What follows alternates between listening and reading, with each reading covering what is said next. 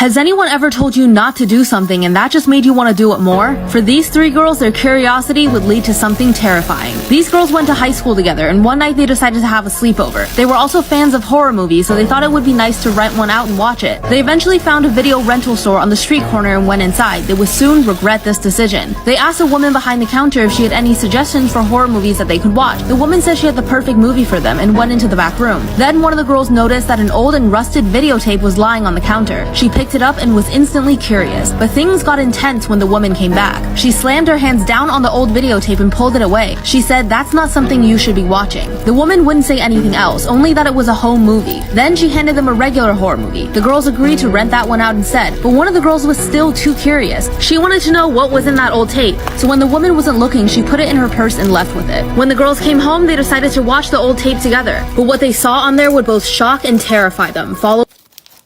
Has anyone ever told you not to do something and that just made you want to do it more? Once, three girls went into a video rental store to find a horror movie to watch. They came across an old tape, but the woman at the store told them they weren't allowed to watch it. After one girl stole the tape, they decided to watch it together, but what they would see would terrify them. They pressed play. Suddenly, the room went into darkness, with only the TV on. On screen, they saw a woman tied to a wooden stake. She was surrounded by an angry crowd carrying torches, until one man walked towards the woman and set the wood beneath her feet on fire. The woman began laughing, and as the flames reached her face, she screamed that all who witnessed her death would suffer the same fate in 2 days. Then the tape cut off. The girls were scared, but eventually convinced themselves it was a prank. They decided to return the tape, but when they went back to the store, they found that it was gone. It was just an abandoned building. 2 days later, all three girls were found scattered across the city, their bodies burned beyond recognition. When the police investigated the strange coincidence, they found nothing around the girls had been touched by flames at all, except the trash can outside of one of their homes. Everything inside had been turned to ash, except for one mysterious videotape, which was left untouched.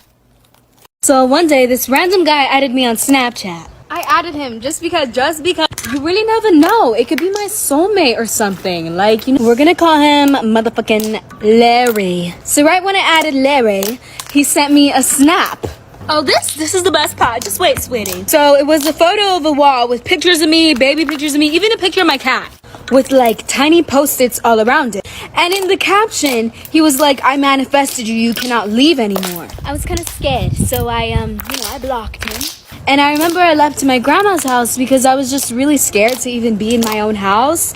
And so the next morning of me staying at my grandma's house, we got mailed this like big box with like confetti in it. And there was this envelope, and I remember the envelope was like, "Hey, it's Larry. I told you you cannot leave." And my family's number was there, our address was there. So after Larry sends me a box with not only a letter saying that I cannot leave him, the letter also has my family's numbers, my address. Well, after receiving this lovely package, I mean, what else could you ask for? I decided to ask my grandma's neighbors, like, "Did you see anyone drop off this box?" Anything. I'll take anything at this point. They all said no. So I was like, okay, you know what, whatever. I'm just gonna sleep on it tonight. Maybe this Larry person just tweaked out a little bit. You know what happens to all of us, whatever. Oh, I was so wrong. Okay, so guess what happened the next morning?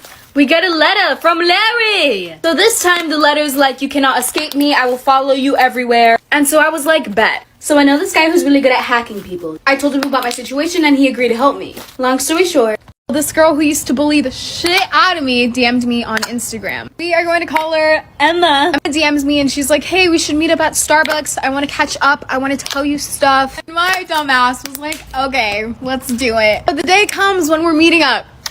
So obviously I took an Uber there. I was gonna be a little late, so I called Emma and I was like, "Hey, my Uber's taking long. Can you please get my drink so we can talk more and I'll pay you back?" And so she said she would, so it was cool. I get to Starbucks. So me and Emma are drinking our drink, and then I start feeling very sick to the point where I was fainting and throwing up really bad. So I went to the bathroom, and this lady followed me into the bathroom and told me that the girl that I was with, Emma, put a pill in my drink, and I was gonna go confront Emma about it, and by the time I went back, she had ran away. So I ended up calling an Uber to go home because I was not feeling well at all. Like, I was dying. The Uber comes, and guess who is in the Uber?